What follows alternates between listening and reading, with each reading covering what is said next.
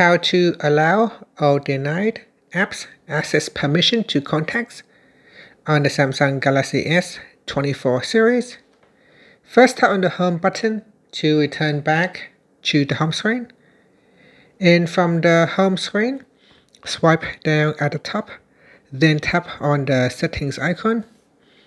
Next, in the settings page, we then scroll down and tap on security and privacy. After that, we scroll down and then tap on permission manager. In here, go down and then tap on contacts. In the contacts page, we scroll down. So in here, you can scroll down either to the allow section or don't allow or not allow.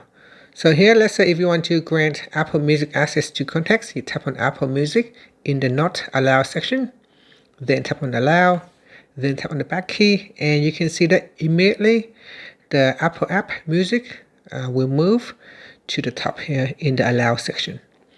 To revoke or deny access to Apple Music, you tap on that and then choose don't allow. Then tap on the back key, and now Apple Music are not allowed to access contacts. And that's it. After that, you can tap on the back key to go back to your settings, or tap on the home button to return back to the home page. And that's it. Thank you for watching this video. Please like, subscribe, and leave a comment on my channel. Thank you for watching.